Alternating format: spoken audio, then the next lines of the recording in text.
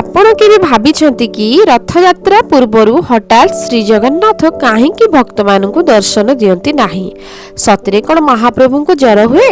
अणसर घर भितर एमिति कोन हुए जहा केवल किछि सेवकों को देखिबार सौभाग्य मिले एवं अणसर समय रे लक्ष लक्ष भक्त पूरी छाड़ी अन्य केउ मंदिर को काहेकि जांती।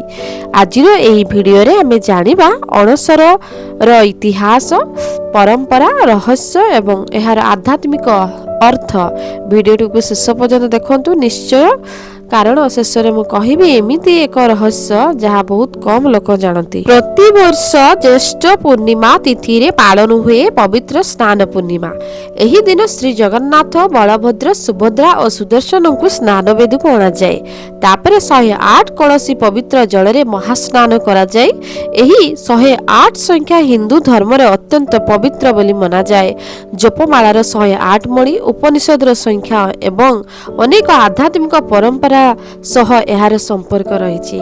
स्नान परे लोक विश्वास अनुसार महाप्रभु असुस्थ हुअंती।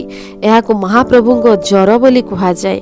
एठारे गोटे कथा बुझिबा जरूरी, एहाकु साधारण मनुष्यक परि रोग बोली नुहे, बरं महाप्रभु को नर लीलार एक अंश बोली भक्त मान विश्वास करती।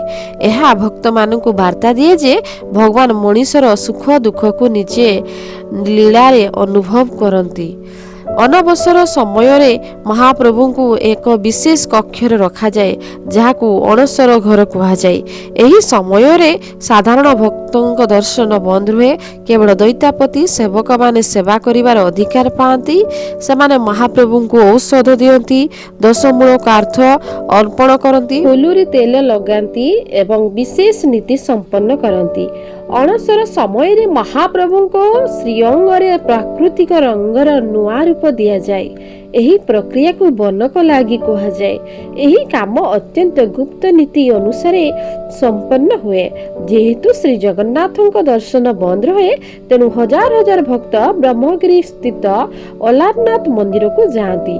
भक्त मानक विश्वास जे एही समय रे अलारनाथों को दर्शन कले श्री जगन्नाथों को दर्शनर समान पुण्य मिले। सेतिपई अणसर समय रे अलारनाथ मंदिर रे असंख्य भक्तों को समागम हुए।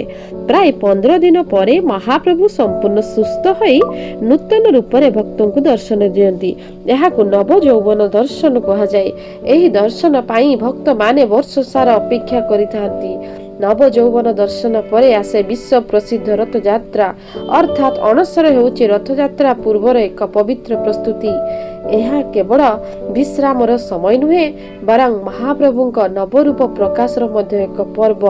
अनेक लोक भावती अणसर केवल दर्शन बंद रहिबार समय, किंतु प्रकृत रे एही समय रे महाप्रभु को अनेक गुप्त नीति पालन करा जाए, जहाँ शताब्दी धरी परंपरा अनुଯାयी चली आसुअछि। सेथिपई अणसर को श्री जगन्नाथ संस्कृतिर सबुठारु रहस्यमय पर्व मानक मध्यरु गोटे बोली कहा जाए। जय जगन्नाथ। एभली श्री जगन्नाथଙ୍କ अजଣା रहस्य, पुराण और इतिहास जानिबा पई मो चैनल को सब्सक्राइब करंतु। परवर्ती वीडियो रे पुणी देखा हबो। जय जगन्नाथ।